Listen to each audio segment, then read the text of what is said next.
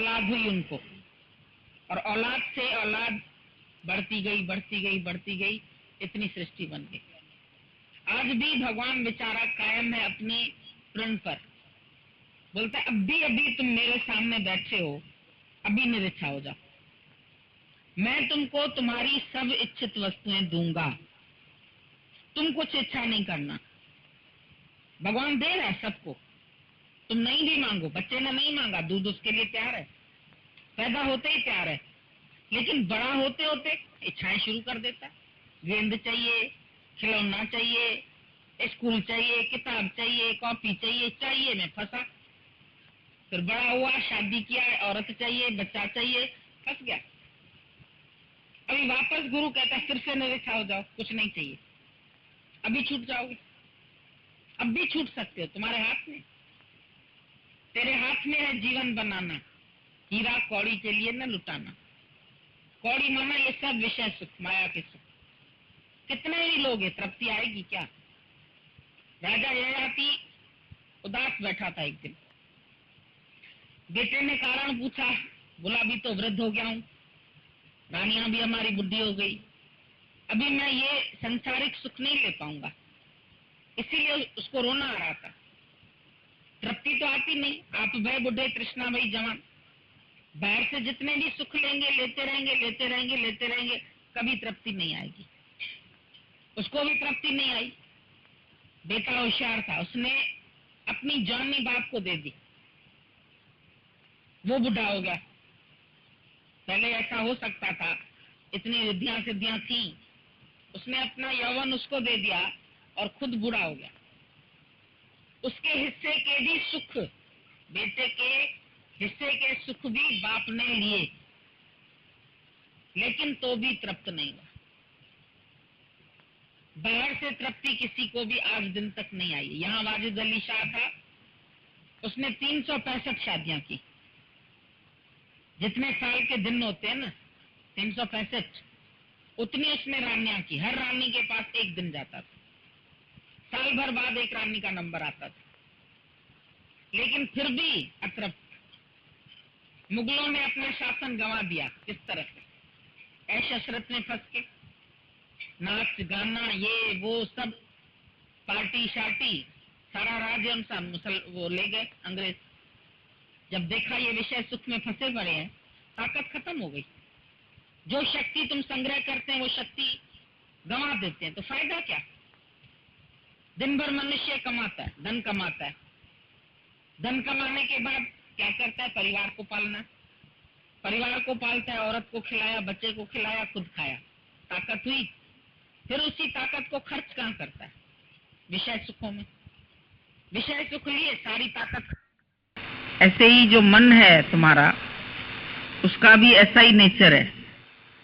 वो गिरी हुई बात जल्दी उठा लेता है, नीचाई की तरफ जल्दी चला जाता है, नेगेटिव थॉट्स बहुत करता है। लेकिन तुम जब सत्संग में आते हो तो एक बात दिमाग में रखो कि गुरु हमारे साथ है, एक शक्ति हमारे साथ है, एक पावर हमारे साथ है जो हमको गिरने नहीं देगा। कभी अपने ऊपर विश्वास नहीं भी हो, लेकिन गुरु में पक्का विश्वास रखना कि जिसको मैंने गुरु माना है, जाना है, वो मुझे कभी नहीं छोड़ेगा। चाहे हम कहाँ भी रहें, यहाँ से इंडिया से भी बाहर चले जाए, अगर कब्र में भी चले जाओगे तो भी दादा ने बोला मैं तुमको मुक्त करूंगा कब्र से निकाल के भी। तो जब तुम यहाँ आए हैं, ऐसा सबल सहारा तुमको मिला है गुरु का, तो तुम्हें अपना मन जो है उसको हिलने नहीं दो, मन को गुरु को समर्पित कर दो, ख्यालों को भी समर्पित कर दो। जब ऐसे उल्टे सीधे ख्याल आते हैं, मता ऐसा न हो जाए, कहीं ज्ञान हमारा अधूरा न रह जाए, कहीं हम अधूरे न रह जाएं, कहीं हमें मोक्ष न मिले, कहीं ऐसा न हो कि अज्ञान से भी जाएं, ज्ञान से भी जाएं, दोनों रास्ते हमको न मिले। जैसे अर्जुन ने भी भगवान से ये सवाल पूछा था, तुम्हारी तरफ से अर्जुन ने सारे सवाल भगवान से पूछ लिए। मन मेरा बहुत चंचल है, इसकी स्थिरता नहीं देखता हूँ, ये कहाँ का कहाँ भगा के ले जाता है, क्या क्या सोचता है। और फिर ऐसा भी बोला कि मान लो मैं इस ज्ञान में भी पूरा नहीं हुआ और उधर सत्कर्म भी छूट गए, पूजा पाठ भी छूट गए, तो ऐसा तो नहीं होगा कि मैं बीच में ही छिन्न भिन्न बादल की तरह बेकार हो जाऊंगा। तो उसके ऊपर भगवान ने उसको बहुत अच्छी बात बोली कि ऐसा नहीं होगा। तुम छिन्न भिन्न इस ज्ञान के लिए किसी ने अगर थोड़ा सा भी यत्न किया है, थोड़ा सा भी, तो वो अवश्य पार होगा, क्योंकि बाकी यत्न तुम्हारे लिए गुरु करता है। एक कदम जो भी आगे बढ़ता है, 100 कदम प्रभु आगे बढ़ता है। अगर तुम एक कदम बढ़ते हैं, अगर तुम्हारे हृदय में एक सच्ची पुकार है, सच्ची प्यास है, सच्ची लगन है, तो परमात्मा सच्ची लगन वाले को देख रहा है। एक बच्चा नीचे खड़ा है, माँ ऊपर अपने किचन में खाना बना रही है, बच्चा सीढ़ी नहीं चढ़ सकता है, लेकिन नीचे से रोता है या आवाज करता है माँ। वो बेचारी सब फुल्का भी तवे पर छोड़ के जल्दी जल्दी नीचे उतरती है, कहीं मेरा बच्चा सीढ़ी से गिर नहीं जाए। उसको इतना अंदर से डर लगता है कि ये गिरेगा तो परेशानी हो जाएगी। उतर के फिर एकदम से उसको अपनी गोदी में उठा के सारी सीढ़ियां चढ़ाती है, और बच्चे का कोई बोझा भी उसको नहीं लगता है। कभी आप माँ से पूछो, इतना भारी बच्चा है, तुम इसको कैसे उठाती है? वो बोलती है, इसको तो मैं छोटेपन से उठाते उठाते इतनी अभ्यस्त हो गई हूँ, जो मेरे को कभी इसका बोझ ही नहीं लगता है। एक लड़का था, वो बैल उठा के सीढ़ी चढ़ रहा था। किसी ने बोला, भाई तुम बैल उठा करके कैसे इतनी सीढ़ी चढ़ जाता है? बोला, जब गाय ने ये बछड़ा दिया था, तभी से इस बछड़े से मेरा इतना प्यार हो गया कि मैं इसको हमेशा अपने कंधे पर रखता हूँ, और रोज इसको चल के मैं सीढ़ी चढ़ता था। तो अब मेरे को लगता ही नहीं कि ये इतना बड़ा हो गया है और मैं इसको नहीं उठा पाऊंगा। दूसरे देखने वाले सोचते हैं इतना भारी, ये कैसे उठाएगा? तो तुम लोगों को भी कभी कभी लगता है हमारी परिस्थितियां इतनी भारी, कैसे गुरु भी संभाल पाएगा? लेकिन इतने इतने लोगों का गुरु के दर पर आके बेड़ा पार हुआ है, तो हमारा क्यों नहीं होगा? जब सदना कसाई तर गया, सेना नाई तर गया, कबीर मुक्त हो गया, रविदास चमार था, जूता सिलते सिलते भगवान की भक्ति में खो गया, बारात भी निकल गई तो उसको पता नहीं चला, इतना जूता सिलने में तल्लीन था कि ऐसे बारात निकल गई उसके सामने से और वो जूता ही सिलता रहा। इतनी एकाग्रता से वो सब काम करता था। तो इस राह पर जब ऐसे ऐसे लोग तर गए, पापी से पापी, अजामिल पापी, उसने भी एक बार नारायण बोला तो तर गया। गनका वैश्या भी तर गई। तो हम ऐसा कैसे होगा कि ऐसे अच्छे दर पर आए हैं और हमारी मुक्ति न हो, या हमको आनंद नहीं मिले, या हमको शांति नहीं मिले? ये काम गुरु का है। तेरी चौखट पर आना मेरा काम है और मेरी नैया पार लगाना तेरा काम है। तुम जब भी ट्रेन में बैठ जाते हैं तो ट्रेन अपने आप ही तुमको पहुंचा देती है। अभी तुम बस में बैठ गए, अपना गाते बजाते रहे, तुमने रास्ते का भी ध्यान नहीं किया, क्या है रास्ते में क्या नहीं है। सब बस वाले इधर आके पहुंच गए और कोई थकान भी नहीं हुई। बोले सब लोग ऐसा, हम जब शाम को आए यहाँ पर तो सब ऐसे खुश बैठे थे, एकदम फ्रेश। नहीं तो 4 बजे के उठे हुए, 4 बजे तो बस चल दी, 2 बजे के उठे होंगे, खाना पीना बनाया, पर उमंग है अंदर। जब उमंग है, प्यार है, तो उसमें कोई थकान नहीं है, उसमें कोई डर नहीं है, उसमें कोई ये नहीं इनको अंदर में था कि हम मंजिल तक नहीं पहुंचेंगे। सबको था पहुंच जाएंगे। किसी ने कहा इनको रात को 8 बजे पहुंचोगे, किसी ने बोला 9 बजे, ये 4 बजे ही पहुंच गए। तो कैसे हम सोचते हैं कुछ, भगवान कुछ सोचता है। मंजिल तो बहुत नजदीक है, लेकिन हम उसको दूर समझ रहे थे। और गुरु जो है वो कल्पों का मार्ग पलक झपकते, कल्प का उल्टा करो पलक, पलक झपकते तुमको पहुंचा देता है। कोई देरी भी नहीं लगती है और कोई दूरी भी नहीं है। खाली विश्वास अपना इतना पक्का रखो कि हजारों लोग आ जाएं तुम्हारा विश्वास तोड़ने के लिए, तो भी तुम्हारा विश्वास नहीं जाना चाहिए। विश्वास अपने में रखो, मैं कौन हूं, अपने सत्स्वरूप को जानो, अपनी आत्मा को जानो, अपने को पहचानो। सो प्रभु दूर नहीं सो तू है। वो परमात्मा तुम्हारे से दूर नहीं है। बोला जो ठाकुर सद सदा हजूरे, ताको अंधा जानत दूरे। जो भगवान इतना नजदीक से नजदीक है, उसके लिए तुम इतना दूर समझते हैं। शहर भी तुम्हारे से दूर है, लेकिन खाली एक टिकट इतनी सी हाथ में रहती है। मेरी तो रिटर्न टिकट भी रिजर्व है, मेरी तो सीट पक्की है। इतनी टिकट पर तुमको कागज के टुकड़े पर विश्वास है, तो गुरु की बात पर क्यों नहीं विश्वास करते? भले आंधी आएगी, तूफान आएंगे, हालतें आएंगी, कोई बड़ी बात नहीं है। उसमें भी अपने अंदर में समझना, अंदर कोई हमको थामे हुए। जिसके ऊपर ऐसी हालतें आई है ज्ञान के बाद, उन सब ने हमको अपना अनुभव बताया कि हम सोचते थे कि हम तो ऐसी परीक्षा में खरे नहीं उतर पाएंगे, हमारे लिए तो मृत्यु एक बहुत बड़ा डर था जैसे। लेकिन अभी मृत्यु भी सामने आ जाती है, घर वाले भी चले जाते हैं समय अनुसार, सबका जैसे जैसे टाइम पूरा होता है। लेकिन बोलते उसी समय पता नहीं कौन सी ऐसी शक्ति होती है जो हमको थाम के बैठे। हम लोग जब जाते हैं उनके पास, बोलते भगवान आप पहले से ही हमारे पास थे। बाहर से तो हमारा पहुंचना बाद में होता है, जब न्यूज मिलती है तो हम जाते हैं। लेकिन वो सब इतने खुश बैठे रहते हैं, पहले से ही भजन गा रहे होते। तो हमको भी देख के हैरानी लगती है कि दादा का ये ज्ञान कितना अच्छा है, कैसे दुख से, बीमारी से, मौत से, हर हालत से हमको बचा लेता है। अरे भगवान को भी चैलेंज दियो, भगवान तेरे पास कौन सी हालत है? 2-4 तो परीक्षाएं हैं, या तो बिछड़ना है, या तो धन चला जाएगा, या तो अपमान मिलेगा, गाली मिलेगी, और क्या भगवान के पास दुख है? 2-4 दुख, या धन चला जाएगा, यही सारे दुख। इसको हम बहुत भारी समझ के बैठे थे, लेकिन गुरु की कृपा से, गुरु की मदद से सब हल्का हो जाता है।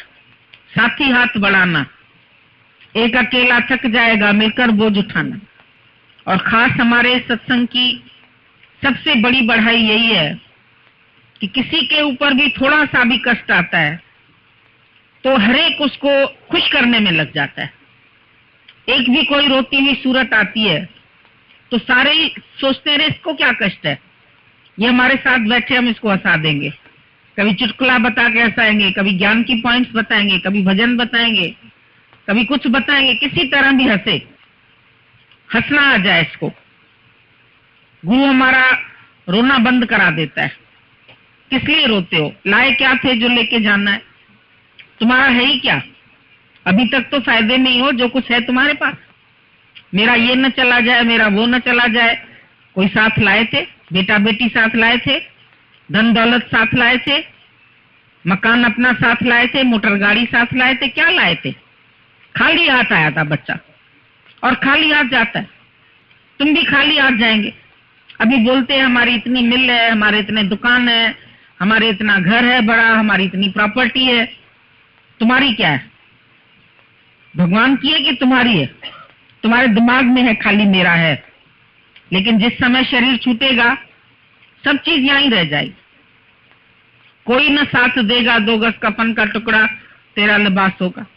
कौन साथ चलेगा? ये बेटे बेटी, धन दौलत, हीरे मोती जवाहरात, जमीन जायदाद, क्या जाएगा?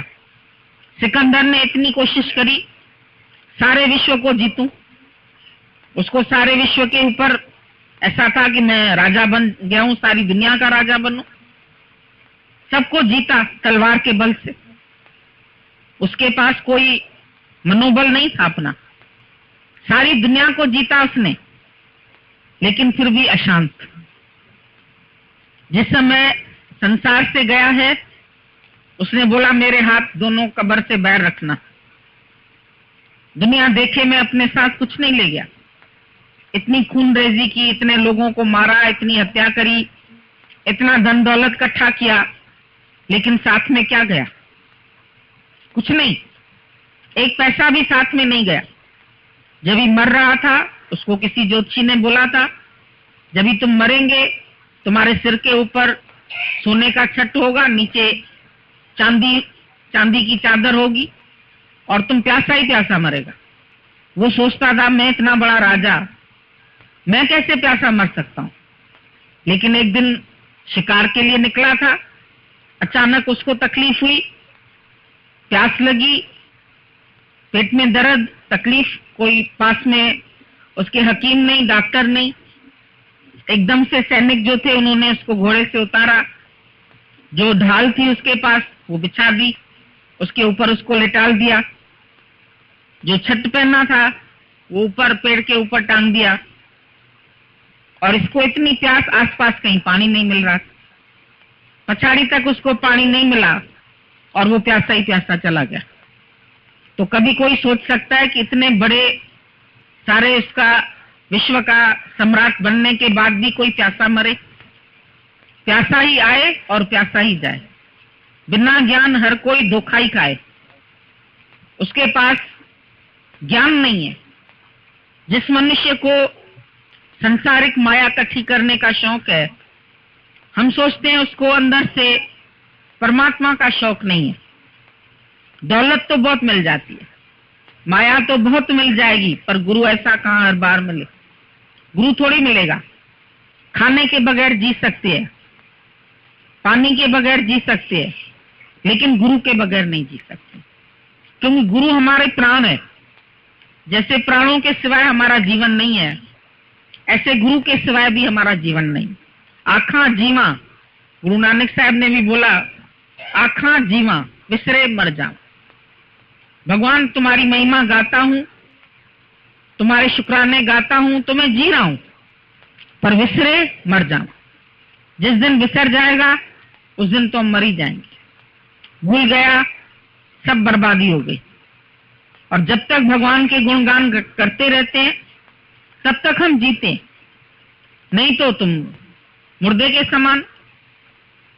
जिसके प्राण नहीं चले मुर्दा डिक्लेयर हो जाता है। जिसके दिल में गुरु नहीं है, जिसके दिल में भगवान नहीं है, वो भी एक मुर्दे की तरह। गुरु आके तुमको कैसे जागृत करता है, अपने स्वरूप में जागो। ऐसे संतों का मिलना कोई आसान होता है? सिकंदर को भी उसकी माँ ने बोला, जब तुम भारत देश में पहुंचो, जीतने के लिए जैसे सारा मुल्क चला था, तो बोला भारत में पहुंचो तो मेरे लिए तुम गंगा जल लेके आना। वहां की गंगा बहुत पवित्र है, वहां का शास्त्र गीता महाशास्त्र है, सब शास्त्रों का उसमें निचोड़ है, वो जरूर लेके आना। और एक ब्रह्मज्ञानी संत, पहुंचा हुआ पूर्ण ब्रह्मज्ञानी, वो मेरे लिए ले आना। अभी गंगा जल तो हरिद्वार में गया तो कमंडल भर लिया, चाहे ड्रम भी भर ले, गंगा तो बही रही है। गीता भी बहुत मिलती है, बहुत दुकानों पर मिल जाती है, लेकिन संत कहां से मिले जो उसको गीता समझाए? गीता तो गूंगा शास्त्र है।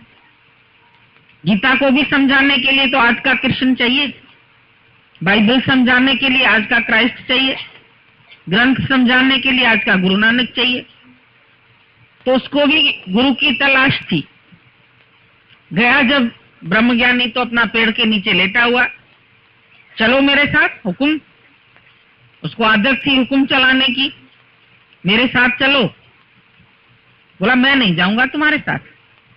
बोला क्यों नहीं चलोगे? देखते हो ये तलवार अभी लगा दूंगा तुम्हें। तो हंसने लगा उसको। बोला मैं ऐसा आदमी तो कभी नहीं देखा जिसके सामने मैं ऐसे तलवार करूं और वो हंसता रहे। तुम तो मृत्यु से भी नहीं डरते हो। बोला तुम मारोगे मुझे? तुम हो कौन? अरे मैं सम्राट हूँ, राजा हूँ। अरे बोल भिखारी है तू?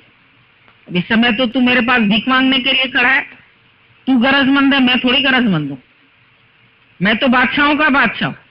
सुन के हैरान रह गया, ऐसे भी भारत के संत है। कुछ नहीं है, तन पे थोड़े से वस्त्र है और अपने आप को महाराजा बोल रहा है, मां सम्राट बोल रहा है, मेरे से भी बड़ा सम्राट समझ रहा है अपने को। जब उसने देखा रही तो मृत्यु से भी नहीं घबरा रहा, बल्कि धूप में लेटा था, सर्दी के दिन थे। सिकंदर को बोला, अरे हट, मेरी धूप रोक रहा है तू, मेरे को धूप सेकने दे। तो उसको ताज्जुब लगा, ऐसे भी कोई सम्राट से बात कर सकता है? ब्रह्मज्ञानी को किसकी परवाह? उसके दर पर तो राजा महाराजा भी आकर के झुकते, उसको किसी की परवाह नहीं है, साहूकारों की परवाह नहीं, करोड़पति। दादाजी के पास करोड़पति लोग आते थे, पैसे वाले लोग आते थे, दादा उनको गाली देता था। लोग बोलते थे तुम्हारा गुरु गाली वाला है, हमने बोला वो बेपरवाह है। वो तभी ऐसा शब्द बोल सकता है जब उसको तुम्हारे से कुछ नहीं चाहिए। बोलते थे सुई के छेद से ऊंट निकलेगा, लेकिन शाहूकार आदमी को ज्ञान नहीं लगेगा। तो जितने शाहूकार होते थे वो ऐसे ऐसे नाचने लगते थे, भाई हमको क्यों नहीं लगेगा ज्ञान? जब राजा जनक को लग गया, राजा रामचंद्र को लग गया, राजाओं को ज्ञान लगा, तो हमको क्यों नहीं लगेगा? दादा ने बोला, राजाओं ने भी जब अपना राज्य छोड़ दिया, अपना तन मन धन गुरु को दे दिया, तब ज्ञान लगा, जब वो फकीर बन गए। मेरा कुछ नहीं समझा। तुम भी आते हो गुरु के पास, गुरु पहले ही दिन से तुम्हारा पॉजिटिव मूड खत्म करता है। ये सब तुम्हारा नहीं है, जो तुम अपना बना के बैठे हैं तेरा नहीं है, तुम अपने साथ नहीं लाए थे, अंदर से तुमको नॉन पोजीशन बनाता है। जब तुम फकीर बनते हैं, तन मन धन गुरु का समझते हैं, तभी ज्ञान का एक शब्द तुम्हारे अंदर चला जाता है। जब तक तुम अपना कुछ भी मान के बैठे, मेरा बेटा, मेरी बेटी, मेरा घर, मेरी औरत, मेरे बच्चे, मेरे ऑर्डर में चलना चाहिए, सबको यही तो मुसीबत है, सब मेरे हैं और मैं अच्छा हूं, मैं राइट हूं, मैं सही हूं। झगड़े किस बात पे होते हैं घर में? हर एक अपने को सोचता है मैं सही हूं। फिर बोलना शुरू करते हैं तो बंदी नहीं होते। वो एक बोलेगा, वो दो बोलेगा, वो दो बोलेगा, वो चार बोलेगा, झगड़ा शुरू। पर मौन करो तो मामला ही गुम। दादाजी ने सबके घर के झगड़े बंद कर दिए। अगर हम शांत हैं, तुम शांत करो, कोई शोर नहीं। दूर करो, कोई और नहीं। तुम साध बन जाओ, कोई चोर नहीं। और न मानो तो कोई जोर नहीं, कोई जबरदस्ती भी नहीं है कि तुम हमारा ज्ञान मानो ही, समझो ही, भले जाओ परख के आओ। दादा ने तो हम लोग को ज्ञान देने के बाद बोला, जाओ भले दुनिया के संत देख के आओ, लेकिन हम तुमको हवाई जहाज की भी टिकट देंगे, जाओ घूम के आओ। कहां पर भी तुमको ऐसा सत्संग मिलता है, ऐसा स्वर्ग मिलता है, ऐसा ज्ञान मिलता है, पैसे से मिलता है? कहीं पर भी नहीं मिलेगा। यहां से एक गई है अमेरिका, रात को मेरे को फोन किया, बोला गुरुजी आनंद तो आपके पास है, यहां तो कुछ नहीं है, ऐसे ही बैठे हुए हम। हमने बोला ऐसे ही बैठे हुए तो चलिए आओ, सत्संग सुनाओ। तो भाई सत्संग तो कोई सुनता नहीं, वहां तो सभी लोग काम करते हैं, कोई खाली नहीं है, तो सत्संग कौन सुने? किसी को भगवान के लिए वक्त नहीं है, सब है कम वक्त। जिनके पास कम है वक्त, वो है कम वक्त, माना कम वक्त। भगवान के लिए उनको टाइम नहीं है। अमेरिका वाले भी इधर आकर के ज्ञान की खोज करते, इतने सब हरे राम हरे कृष्णा में सब भर्ती हो जाते हैं, नाचते हैं। सारे फॉरेनर्स बेचारे उस सच की तलाश कर रहे हैं, कितना उनके पास सुख है, कितना वैभव है। दादा ने बोला सबसे रिचेस्ट कंट्री अगर है तो अमेरिका है, लेकिन सबसे ज्यादा सुसाइड केस वहां होते, सबसे ज्यादा लोग वहां सुसाइड करते। क्यों? क्योंकि उन सुखों में क्षणिक सुख है। जिन सुखों को हम बहुत बड़ा सुख समझते हैं, वो सब सुख इतने तिर मात्र है, हमारे ब्रह्म ज्ञान के आनंद के आगे वो इतने हैं, मिसल तिर, इतना तिल के बराबर है। और वो भी अविवेकी के लिए। विवेकवान को तो वो भी सुख नहीं, जिसको विषय सुख नहीं चाहिए, माया का सुख नहीं चाहिए, घूमने फिरने का सुख नहीं चाहिए, जिसने सारी सृष्टि का दीदार अपने अंदर कर लिया, तो उसको बाहर क्या चाहिए? वहां तो सब बाहरी सुख है, इंद्रियों के सुख है, विषय के सुख है। लेकिन ज्ञानी तो विषय को विष के समान छोड़ देता है, तो उसके लिए क्या सुख है वहां पर? सच्चा सुख है अपने अंदर। ज्ञानी ने अपने भीतर जो सुख पाया, बाहर के सुख तो सिर्फ कलई लगी हुई है। तुम्हारे आनंद की इतनी सी कलई लेकर के दुनिया के सुख चमक रहे, लेकिन जब कलई मिट जाती थी, आपको पता होगा पहले बर्तनों में कलई कराते थे पीतल वाले, और जैसे ही कलई खत्म होती थी तो चितकबरे हो जाते थे, कहीं से पीतल तो कहीं से चांदी जैसा, फिर उसको कलई करानी पड़ती थी। तो ये सब सुख क्षणिक है, उतर जाते हैं थोड़े ही दिन में, हर महीने करानी पड़ती थी कलई। और ये जो ज्ञान हमारे पास है, ये है सच्चों का सच, जो कभी भी नहीं खत्म होने वाला। अखुट खजाना गुरु तुमको देता है, महासागर का आनंद, थोड़ा नहीं, थोड़ा सुख नहीं हमारे पास। इंद्रियों के सुख क्षणिक है, सब तभी तक है जब तक तुम्हारा शरीर सलामत है, तुम्हारे पास पैसा है, तुम्हारी इंद्रियां सही है। अभी आंखें कमजोर हो जाए तो टीवी भी नहीं देख सकते, अभी कान कमजोर हो जाए तो म्यूजिक नहीं सुन सकते। ये तो अति इंद्रिय आनंद है। पिक्चर हॉल में पैर से चल के जाएंगे, जब पैर ही नहीं चलेंगे तो कैसे चले जाएंगे उधर? घूमेंगे कैसे, फिरेंगे कैसे, खाएंगे कैसे? अगर अंदर हाजमा ही कमजोर हो जाए, डॉक्टर बोलेगा लौकी और तुरई खाओ। हमारे पास एक बेचारी अभी आई, कितना 36 प्रकार का व्यंजन हमने भेजा ऊपर, खाओ भाई, बोले हमारे लिए तो लौकी बनवा दीजिए, हम तो ये सब नहीं खा पाएंगे। तो कहां से सुख लोगे अगर शरीर ही तुम्हारा ऐसा हो जाए? पर ये अति इंद्रिय आनंद तो तब भी ले सकते। ज्ञानी लौकी तुरई खा के भी आनंद में तो है। दुनिया के लोग तो रोते हैं, अरे ये नहीं खा सकते, अरे ये नहीं कर सकते, अरे वो नहीं। अच्छा है भगवान ने हल्का कर दिया, थोड़े में गुजारा है, नहीं खा सकते तो भी अच्छा है, व्रत रखा है। तो ज्ञानी को कितनी रमज है हर हालत में खुश रहने की। गुरु तुमको आर्ट ऑफ लिविंग सिखाता है। ब्रह्म ज्ञान तो आगे की चीज है, पहले जीने का तरीका तो आए तुम्हें। अगर जीने का तरीका नहीं आएगा तो ब्रह्म ज्ञान क्या करोगे? आत्मा आत्मा रटनी है, ओम शिवोम रटना है, पूजा पाठ करनी है, उससे क्या होगा? पाठ पूजा भी की, द्वारे मंदिर गए, योग अभ्यास से मुझे मिल न सका। पोथी पुस्तक पढ़ी, फेरी माला बहुत, पर मुरझाया दिल मेरा खिल न सका। हमारा जो दिल मुरझाया हुआ था वो नहीं खिल सका। अभी संशय दूर हुए, मिल गया है हरि मुझको। जब अंदर से हमारे सब संशय भरम निवृत्त हो गए, दूर हो गए, तो हम अंदर से ही देखते हैं हरि मेरे को मिल गया, परमात्मा मेरे को मिल गया। हरि माना जो हर में है, हरेक में जो बस रहा है वो है हरि। वासुदेव सर्व, वासा है देव का सर्व में। कृष्ण का एक दूसरा नाम भी है वासुदेव।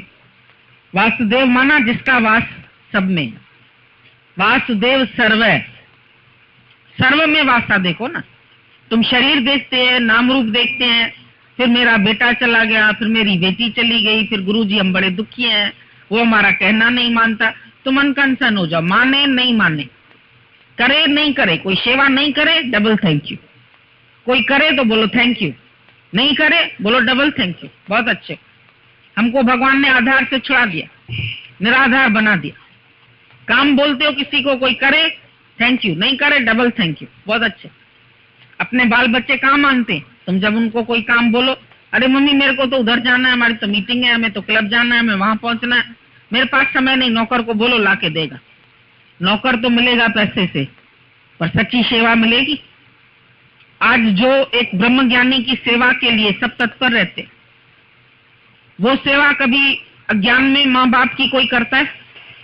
हम तो देखते हैं करोड़पति होते हैं तो और करोड़ बढ़ाने की उनको चिंता है। माँ बाप बेचारे अकेले बूढ़े, उनको बुढ़ा आश्रम में छोड़ा दो।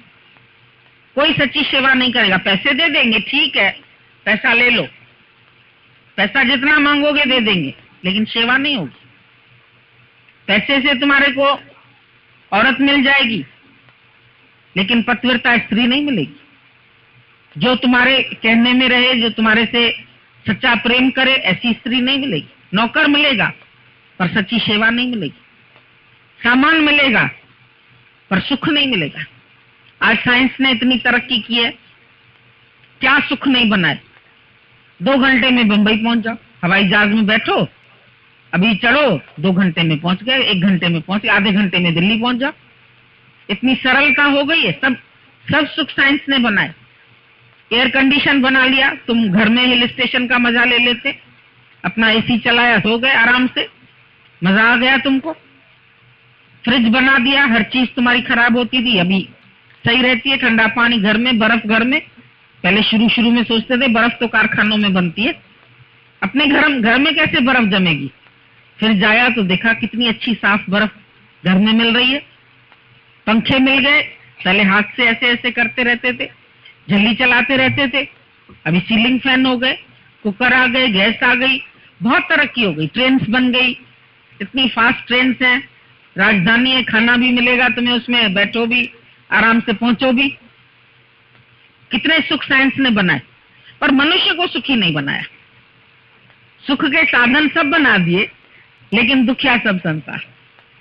जो इतने साल पहले गुरु नानक बोल गया, सगल सृष्टि का राजा भी दुखिया, हरि का नाम जपत हो सुखिया। जिसको हरि का नाम मिला वो सुखी है, बाकी तो सगल सृष्टि का राजा दुखिया। सारी सृष्टि का कोई एक राजा भी हो जाए वो भी दुखी है, क्योंकि उसको ये सच नहीं मिला, उसको ये ब्रह्म ज्ञान नहीं मिला।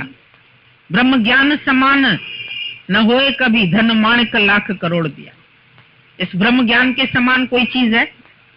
सबसे ऊंचे में ऊंचा दान, गीता में भगवान ने बोला ज्ञान का दान। सबसे ऊंचे में ऊंचा यज्ञ, ज्ञान यज्ञ। यज्ञ का अर्थ होता है देना, आहुति डालते थे। ज्ञान भी दो निष्काम भाव से, ये नहीं कि इसको ज्ञान दे रहे तो ये हमको कुछ दे देगा, बदले की चाहना नहीं। दादा ने बोला अगर तुम किसी से बदले की चाहना रखेंगे तुम्हारा ज्ञान फलदायक हो जाएगा। कभी नहीं लेना किसी से कुछ भी, कोई मदद नहीं मांगना, मेरे लिए गाड़ी लेके आओ, मैं अपनी लड़की को स्टेशन पहुंचा के आऊंगी। ऐसा काम किया तो तुम्हारे शिष्य ही सब भाग जाएंगे। कभी गाड़ी का सुख लिया, कभी उनसे पैसे का सुख लिया, कभी उनसे पार्टी कराई, वो तुम्हारे पास सत्संग नहीं सुनेंगे। शाहूकार लोग तो इसी में खुश होते हैं, हाँ हाँ हमने संत को इतने 1000 रुपए दिए, इतने लाख रुपए दिए, संत जी ने भी माइक पर उसका नाम बोल दिया, बड़े खुश। और संत तो इसी में खुश होते हैं, फलाने ने देखो ये आयोजन कराया, फलाने ने प्रसाद बनवाया, फलाने ने ये, उनके नाम लाउड स्पीकर पर बोले जाते, वो नाम के लिए जाते हैं संतों के पास, कोई ब्रह्म ज्ञान लेने थोड़ी जाते। फलाने ने देखो ये इंतजाम करवाया, ये पंडाल लगवाया, ये फलाना काम किया, इन्होंने इतने करोड़ दिए, इन्होंने इतने लाख दिए। लेकिन यहाँ ब्रह्म ज्ञानी के पास कौन पास होता है? लाख करोड़ वाला नहीं, प्रेम वाला, दिल वाला। जिसके पास प्रेम भरा हृदय है वो ताजा पुष्प भगवान को चढ़ा दो। बाकी बाहर का पुष्प पत्र फल वो गुरु को नहीं चाहिए तुम्हारा, वो हमारे पैसेज में पड़ा है सब चीज, हम क्या करेंगे? हीरे मोती भी हमारे पैसेज में पड़े, देख लो जाके, लेकिन हमको नहीं चाहिए कुछ। तुम ये सब देख करके ब्रह्म ज्ञानी को खुश नहीं कर सकते। उसकी खुशी किस चीज में है? एक एक का जीवन ऐसा बने। दादाजी ने बोला I want to be happy but I won't be happy till I make you happy too. और तुम हैप्पी किस बात से होंगे ये भी हमें पता है। बाकी चीजें तो तुम्हारे पास सब है, खाना कपड़ा मकान सब रह रहे हैं कहीं ना कहीं, चाहे छोटा है चाहे बड़ा है, सबके पास है, घर भी है, बच्चे भी है, सब कुछ है। एक ये ब्रह्म ज्ञानी तो नहीं, एक जीने की कलाई तो नहीं है। ये बात गुरु बताता है, जो चीज तुम्हारे पास नहीं। तुम संतों के पास जाएंगे, हमारे पास बेटा नहीं है, फिर बेटा हो, अरे गुरु के आशीर्वाद से बेटा हुआ। अच्छा बेटा तो हुआ, शांति मिली, सुख मिला। बेटा बचपन से ही बीमार है, उसको सारा समय पालना पड़ता है, सत्संग तो एक तरफ छूट गया। फिर वो बड़ा हो गया, फिर उसको पढ़ाने भेजना है, स्कूल में एडमिशन नहीं मिल रहा, रोज चक्कर मारो, रोज खुशामद करो, अच्छा पैसा खिलाएंगे, अच्छा आजकल तो एडमिशन भी पैसे से। एक बच्चा कितना घुमाता है, कैसे चक्कर कटवाता है सारी जिंदगी, फिर पढ़े, फिर लिखे, फिर एमए करे, बीए करे, कोर्स करे, फिर भी बेकारों में गिना जाता है, अनएम्प्लॉयड बेचारे, मिलती नहीं नौकरी। संसारिक विद्या तो पढ़ ली लेकिन नौकरी कहाँ? बिजनेस में डालते हैं पैसा तो लॉस हो जाता है, करे क्या? एक एक बच्चा बल्कि दुख का कारण बना, उसके लिए सुख का कारण कहाँ बना? संत ने भी उसको पूछा नहीं कि ऐसी चीज मांग लो जो तुमको सदा सुखी रखे। धन मांगोगे धन मिल जाएगा, लेकिन भगवान से दूर हो जाओ। एक आदमी ने बोला मेरे को संत की कृपा से ना, पहले एक दुकान थी, अभी मेरे पास 3 दुकान हो गई। संत ने बोला मैंने थूक फेंकी, तुम्हें तो नहीं लग गई वो? मैंने 3 थूक फेंकी थी, मेरे लिए तुम्हारा 3 दुकान 3 थूक के बराबर है। कोई इतनी माया मिथ्या करके बताएगा? दादा को बोलते दादा आपके नाम कर दे बिल्डिंग। एक माई विडो थी, उसका कोई नहीं था, बहुत बड़ा घर था। लास्ट में दादा को बोलने लगी दादा आपके नाम कर दूं, घर कर दूं, मकान कर दूं, पैसा। दादा ने बोला अच्छा ये बताओ इन सब ने तुमको सुख दिया कि ब्रह्म ज्ञान ने सुख दिया? बोला सुख तो आपने दिया, ब्रह्म ज्ञान ने दिया। तो बोला फिर मेरे को ऐसी चीज क्यों दे रही हो जो तुमको भी सुख नहीं दे सकती है? मेरे को ऐसी चीज क्यों? ऐसा सच कोई गुरु बोलेगा? कोई नहीं बोलता है। आज दिन तक इतने सब गुरु है, इतने सब भंडारे लगते हैं, इतने पंडाल लगते हैं।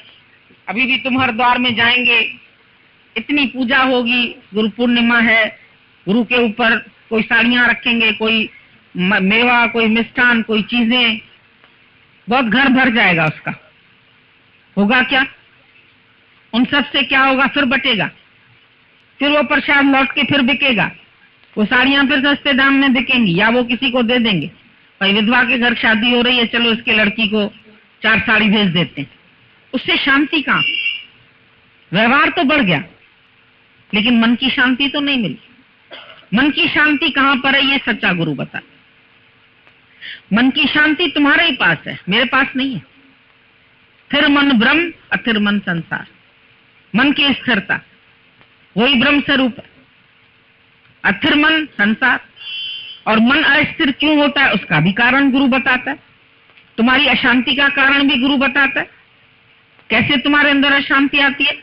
जब जगत को सत्य मान के बैठे, दूसरा देखते, द्वैत में है समूरा रोला, सारा दुख सारी तकलीफ दूसरे से, ये दूसरा मैं दूसरा।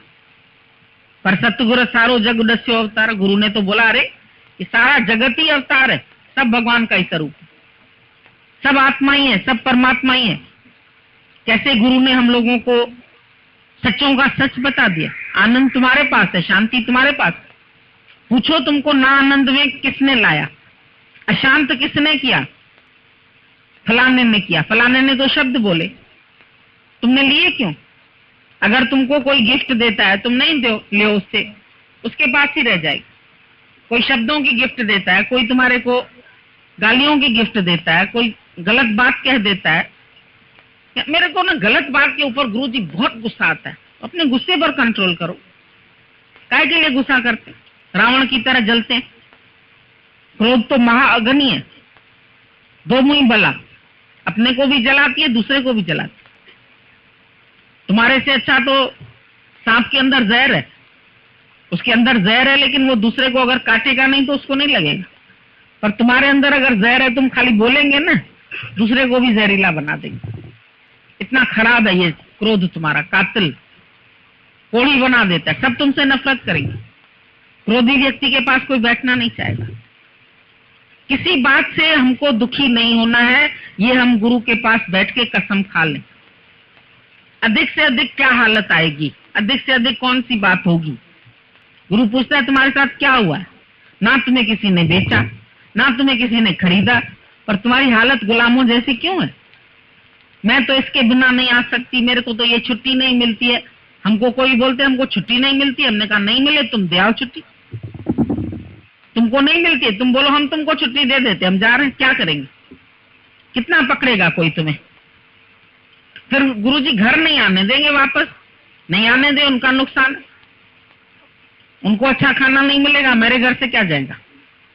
हाथ जोड़ के जब बुलाने आएंगे तुमको तो हम छोड़ देंगे। लेकिन तुम अपनी आसक्ति से फंसे हुए, तुम अपने मोह से फंसे हुए, तुमको किसी ने नहीं बांधा है, डर है तुमको। कोई नहीं किसी को छोड़ता, और सब छोड़ भी दे तो भगवान थोड़ी छोड़ेगा। यहां बैठ जाना, भगवान का काम करना, भगवान की सर्विस करना। एक ने बोला मेरे पास तो टाइम ही टाइम है, मैं क्या करूं? मैंने कहा हमारी सर्विस करो। कोई काम बताइए, कोई सर्विस बताइए, कोई बिजनेस बताइए। सारा दिन हम खाली है। हमने बोला हमारी सर्विस ऐसी है, इसमें तुम खाली नहीं होंगे। तो जिन्न था ना, वो जिन्न प्रकट हो जाता था, बोलता था बताओ कोई काम। अलाउद्दीन के चिराग से जिन्न प्रकट होता है। वो जिन्न बोलता है कोई काम बताओ नहीं तो तुमको खाऊंगा। परेशान हो गया, जितने काम बताए, झाड़ू लगाओ, पोछे लगाओ, खाना बनाओ, फटाफट कर दे, जिनको क्या है, फिर वो खाली हो जाए। बोला अब जल्दी काम बताओ नहीं तो तुम्हें खाएंगे। परेशान हो गया वो आदमी, बोला अच्छा अब क्या करें। उसको युक्ति आ गई, बोला ये सीढ़ी है ना, ये चढ़ो और उतरो, एक बार चढ़ो एक बार उतरो, एक बार चढ़ो, काम ही नहीं खत्म होगा कभी। तो गुरु तुमको ऐसा निष्काम कार्य देता ही खत्म ही नहीं होता, इतना बढ़ता जाता है। पहले तो सत्संग जब सुनते थे तो 1 घंटे के लिए जाते थे गुरु के पास, फिर चलो 2 टाइम का है तो शाम को भी चले गए, लेकिन अभी तो पूरा दिन सत्संग होता है, पूरी रात सत्संग होता है। तुम रात को 12 बजे सोते, फिर 4 बजे उठ के बैठ जाते हैं, फिर सत्संग चाहिए तो फिर वॉकिंग पर जाएंगे, वहां भी सत्संग, घूमने जाएंगे, वहां भी सत्संग। 24 घंटे का निष्काम हो गया। ये तुमको नहीं छोड़ेगा। ये निष्काम कार्य में अगर तुम लग गए, सबको प्यार करो। अपने बाल बच्चों से बहुत किया, अपने घर वालों से बहुत किया, अभी ऐसी प्रीत किसी और से करो। भगवान बोलते थे जितनी अपनी बेटी से प्रीत करते हो, पराई बेटी से करो। कोई दुखी है उससे करो, उसका दुख निवृत्त करने के लिए जाओ, उसको जाके हंसा के आओ, प्यार करके आओ। भले 2 दिन नहीं हंसता है कोई, 4 दिन नहीं हंसता, 8 दिन, लेकिन 1 दिन हंसेगा जरूर। ये हमको अंदर से विश्वास है, क्योंकि ये ज्ञान जो है हमारा गारंटीड ज्ञान है। जैसे तुम कोई कपड़ा लेते ना, उसमें ठप्पा लगा है मफत लाल, भाई अच्छा कपड़ा होगा, मिल का कपड़ा है। कोई भी चीज तुम खरीदते हैं उस पर ठप्पा लगा है, बोलते ये बहुत अच्छी कंपनी का, नेशनल, हाँ भाई बहुत अच्छा एसी है, यही खरीदना है, जिसके नाम लिखा है।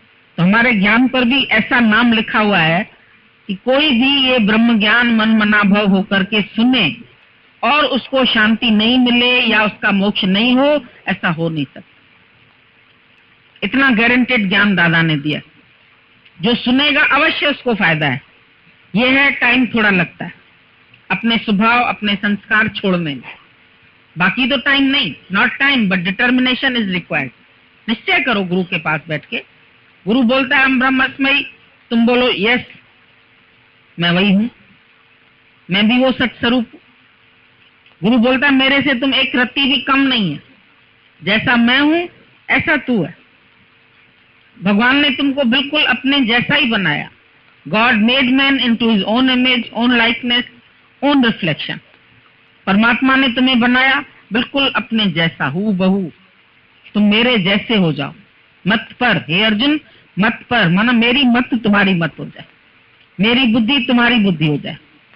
कृष्ण कॉन्शियसनेस में जाओ, क्राइस्ट कॉन्शियसनेस में। क्राइस्ट क्या समझता है अपने को, कृष्ण क्या समझता है, as I am so shall you be. जैसा मैं हूं, जितने प्रभाव वाला मैं हूं, हे अर्जुन तू भी ऐसा बन जा। अर्जुन बोलता है भगवान तुम मिल गए, मेरा काम उतर गया। भगवान मिल गया, अब क्या काम? बोला नहीं, काम नहीं खत्म हुआ। जब तुम्हें भी भगवान का निश्चय हो जाए तब मेरा काम उतरे। तुमने मुझे भगवान समझा तो कोई बड़ी बात नहीं है। सारी दुनिया बोलती है कृष्ण भगवान है, उसमें कौन सी बड़ी बात। पर जो ये जाने मेरा जन्म दिव्य, मेरा कर्म दिव्य, अपने को जानो। मेरे जन्म दिव्य, मेरा कर्म। तुम अपने को तो लड़की समझते हैं, औरत समझते हैं, आदमी समझते हैं, लड़का समझते हैं, गृहस्थी समझते हैं। ये सब लेवल हटाओ, झूठे हैं। ना तू गृहस्थी, ना तू वानप्रस्थी, ना तू लड़की, नहीं तुम लड़का, तू है ब्रह्म स्वरूप। आत्मा है ब्रह्म स्वरूप। आत्मा सब में एक है, 2 नहीं है, 3 नहीं है, 4 नहीं है। जैसे आकाश एक है, भले यहाँ का दूसरा लग रहा है, बाहर का दूसरा, पर आकाश तो एक, अविभाजित, अखंड है। भले तुमको खंड खंड दिख रहा है, लेकिन फिर भी अखंड है, फिर भी एक है। ना अनेक, ना अनक माना ना अनेक, ना अनक, नाना में एक। नाना रूप है बहुत, पर शक्ति एक है। अभी सब पंखे चल रहे हैं पर करंट एक है। पंखे बहुत हैं, 10 है, 15 है, 20 है, पर करंट तो एक ही है। तुम सबको चलाने वाली जो शक्ति है वो एक है। उस शक्ति को जानो, उसको मानो कि तू वो है। वो नहीं जाती, न जायते न म्रियते न अन्यते वा कदाचन, गीता का मुख्य श्लोक है। आत्मा नहीं जन्मती है, नहीं मरती है, नहीं आती है, नहीं जाती है, नहीं जलती है, नहीं सड़ती। अभी एक उस दिन आई थी, उसके पति का अभी 5-6 दिन हुआ है, शरीर शांत हुआ, तो बोली मेरे मन में एक ही बात आई, गुरुजी कहते हैं किसको रोएगी? 5 तत्व 5 तत्वों में मिल गए। हवा को रोएगी, पानी को रोएगी, अग्नि को रोएगी, किसको रोएगी? वो भी नहीं गई, वो भी तत्वों में समा गए। कहाँ गया? सब लोग पूछते हैं आत्मा कहाँ चली गई। सब लोग को लगता है हमें पता चले मेरा बेटा अभी किस रूप में होगा, कहाँ होगा। गुरु जी अगर भगवान है तो बता दे हमें कि वो कहाँ पर होगा, उसकी आत्मा कहाँ होगी, कहाँ चली जाती है। हमने बोला भी ये मोमबत्ती हम इसको फूंक लगाते, रोशनी कहाँ चली जाती, लौ कहाँ चली जाती। तुम बोलते आत्मा कहाँ चली जाती? आत्मा तो नहीं आती है, नहीं जाती है, समा जाती है। जल में कुंभ, कुंभ में जल है, बाहर भीतर पानी। विकसो कुंभ जलमाय समाये। शरीर ही तो टूटा, मटका टूटा। विकसो कुंभ जलमाय समाये, अंदर का जल बाहर का जल एक हो गया। अभी उस जल को निकालो। तुम्हारी मुट्ठी में गेहूं है, ड्रम में गेहूं है, मिलाओ, फिर उसको निकालो। कैसे निकालोगे? मिक्स हो गया। ऐसे ही परमात्मा ऑल परवेडिंग, वो शक्ति भी ऑल परवेडिंग, सब में समा गई, तुम्हारे साथ है, तुम्हारे अंग संग है, तुम्हारी याद में है, तुम्हारे ध्यान में है। जिसकी याद है वो सदा ही आत्मा, आया तमा, हूं तो मैं। आत्मा का मतलब तो यही है। बाकी शरीर तो तुम है नहीं। जो मान के बैठे एक दिन मिस्टर सो एंड सो, पता चलेगा लेट, उसके आगे लग जाएगा लेट मिस्टर सो, लेट गया, खत्म हो गया, एक्सपायर। एक्सपायर हो गया तो बेकार हो गया। पहले तुम बोलते मेरे सिवाय काम नहीं चलता गुरुजी, मुझे जरूर जानना है, मुझे जरूर पहुंचना है। और जिस दिन प्राण निकल जाते तो तेरे रहने से काम नहीं चलता। बोलते एक्सपायर हो गया, इसको निकालो। जैसे एक्सपायरी डेट होती है ना, तुम्हारी शीशियां सब पड़ी रहती है, दवाइयां बड़ी अच्छी लगती है, अरे इतनी महंगी लाए थे, पता ही नहीं चला कब एक्सपायरी हो गई। देखो, तोड़ तोड़ के शीशियां फेंक देते हैं, कहीं और न खा ले इसको कोई, बेकार हो गई चीज। तो शरीर भी एक्सपायर होता है, आत्मा नहीं एक्सपायर होती। आत्मा की कोई एक्सपायरी डेट नहीं। शरीर आते हैं, जाते हैं, बनते हैं, बिछड़ते हैं, मिलते हैं, लेकिन आत्मा सदा ही है, शक्ति। आत्मा का स्वरूप नहीं है। तुम उसका रूप हमसे पूछेंगे, गुरु नानक साहब ने लिखा रूप न रेख न रंग कुछ। जिसका कोई रूप रेखा नहीं है, न उसका कोई रंग है। रूप न रेख न रंग कुछ, त्रय गुणते प्रभु के। भगवान तीनों गुणों से न्यारा है। तिसय बुझाए नानका जो सोए सुप्रसन्न। जो अपने ऊपर प्रसन्न हो, अपने ऊपर कृपा करे, गुरु का वचन उठाए, वो समझेगा। शब्द बोलने में आता है, देखो अभी हम रोज इनको ये बात बताते हैं। लोग बोलते हैं आत्मा को कैसे देखें। हम बोलते हैं तुमको, हम बोलते हैं ये चीज खा के देखो, मिठाई खा के देखो, तो क्या देखा तुमने? मिठाई खा के देखा, महसूस किया। भजन सुन के देखो, अब सुन के देखो, क्या देखा? अनुभव किया, अच्छा था भजन, बहुत अच्छा गाया भाई, कल बच्चे ने गाया, बड़ा अच्छा गाया। सुन के देखो, क्या देखा? भजन थोड़ी देखा।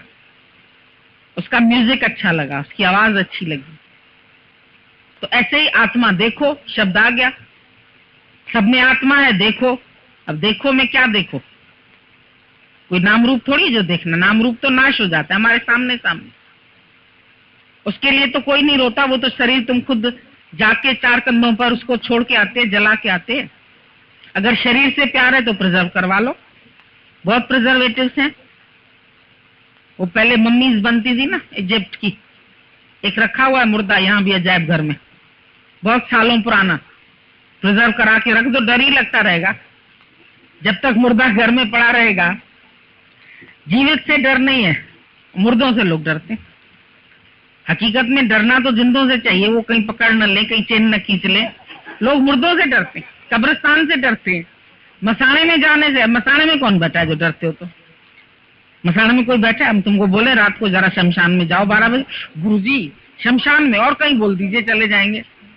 क्यों डर लगता है? वहां मुर्दों से डर लगता है। मुर्दे क्या कर लेंगे? जिंदे तो फिर भी कोई कुछ खराबी कर सकते हैं, मुर्दों से तो कोई डर नहीं। लेकिन लोग बहुत डरते, घर में अगर मुर्दा पड़ा है ना, बहुत डर लगता है। कहीं रास्ते से आवाज सुन लेना, अरे बाप रे बाप, पता नहीं कौन मर गया, राम नाम सत्य की आवाज आ रही है, बड़ा डर लगता है। कई लड़कियां बोलती हैं आके, गुरुजी हम लोगों को बड़ा डर लगता है, मुर्दे को हम देख नहीं सकते। हम उनको दिखाते हैं, शमशान नहीं देख सकते। हम शमशान में खुद गए, क्या हुआ?